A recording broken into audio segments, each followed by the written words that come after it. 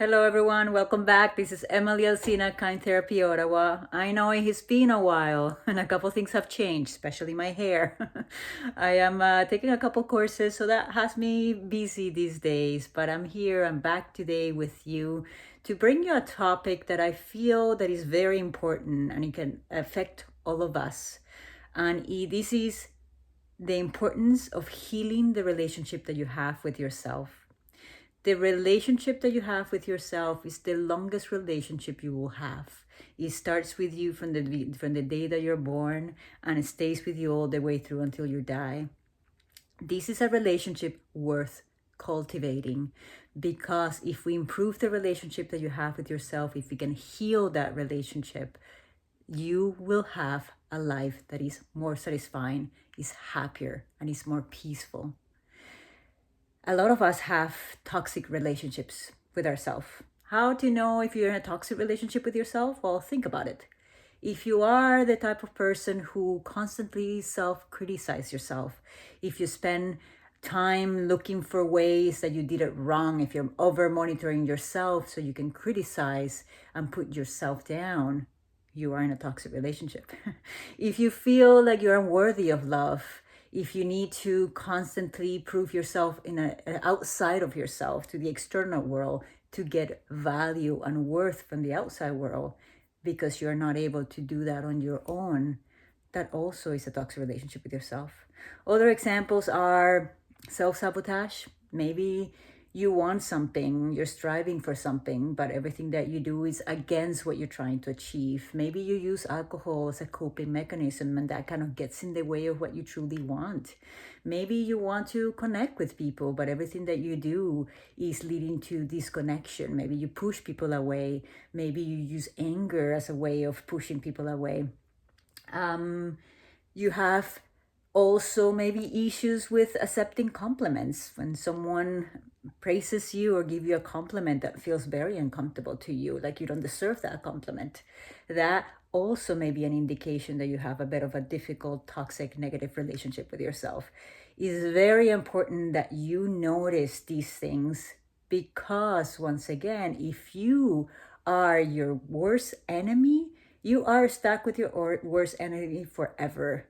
Now, the better relationship that you have with yourself, the better life you're going to have, because you are more resilient when something goes wrong. You can get up faster if you have your best friend beside you.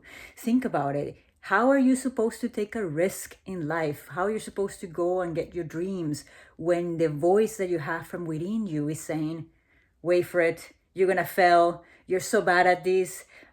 It just criticize you, puts you down. Why even try? You know that you're not good at this. You look stupid. Oh my God, people are gonna laugh at you, right? That's not helpful. If you have your best friend beside you, is the one that's saying, you can do it. Just go for it. You know what? It's time. Worst thing doesn't work out. I'll be here. I love you. I gotcha. I'll be here.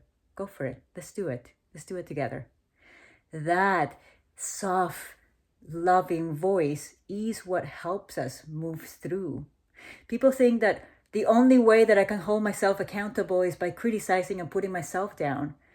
Guess what? That just creates fear and anxiety, fear of failure, fear of taking any type of steps. Because imagine what happens when you fail. Imagine what happens when you do not well. I had a hard time with that word there. So the self-criticism just takes over and brings you down. Okay. The only way that you can keep yourself accountable is by having that loving voice that says, I'm here for you. I love you. And yeah, maybe we didn't do so well there. And yeah, maybe we need to improve these. And there are ways that we can find ways to improve these, or to get people to help us with this, or we need to apologize, or we need to love more, whatever that is. That's more encouraging. That holds you accountable to want to change, motivates you to continue growing. So remember, having a relationship with yourself that is kind is super important. How do you do this? What if you are in that toxic relationship with yourself? If when you are in an abusive relationship and you figure out that you're in an abusive relationship, and when you're ready to leave, you may be able to leave. As you leave physically and you disconnect emotionally, you start your healing. But what happens when the toxic relationship is with yourself? You cannot just leave, right? So how do we do this? Well, one of the first things to do is to become aware. Become disturbed by what that voice is telling you.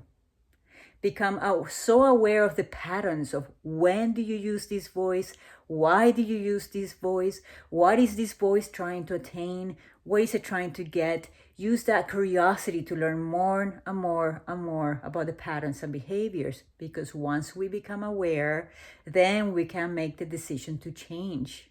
So awareness is key.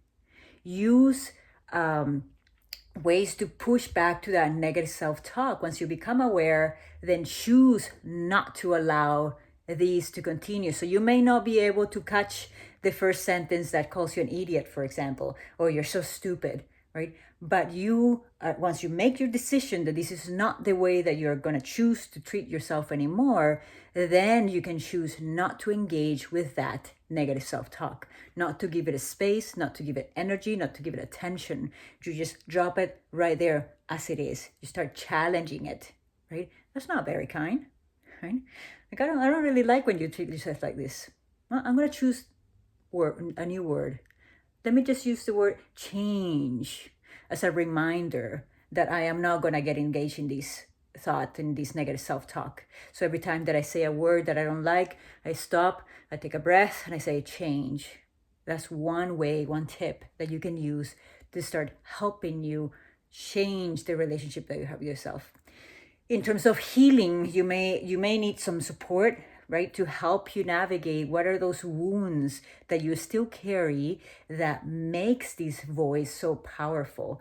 Why did you started separating from yourself? Why do you started attacking yourself? Sometimes we have strategies that we develop from a very young age that help us survive a specific environment that it was difficult for us, and the only way that we can survive it was by turning against ourselves and start listening to the external world, because if we please the external world, that's the way that we survive. We get love, we get attention, we get maybe the resources that we needed. Okay, as an adult though, that has changed. You may be in a position that you no longer depend from a caregiver, and if you do not depend on a caregiver, you may still be using strategies that do not serve you now, because now people pleasing means that you do not pay attention to yourself. You disconnect from yourself, from who you are, for what you need in order to show up for someone else or to give that someone else something. Sometimes you go over your own boundaries. You're uncomfortable, you don't like it,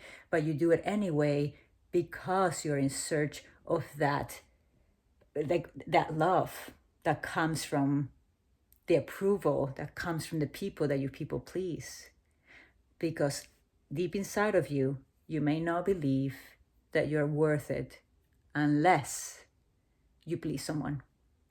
And that's a wound that you may have to address, so you can go back into that place to build self-compassion, understanding towards yourself, and just start building love and worthiness, believing that you're worthy no matter what, just because you exist. You are beautiful and deserving of love just because you exist. So please look into your own relationship with yourself, and if it's a toxic one, start working on it. It's not easy, okay?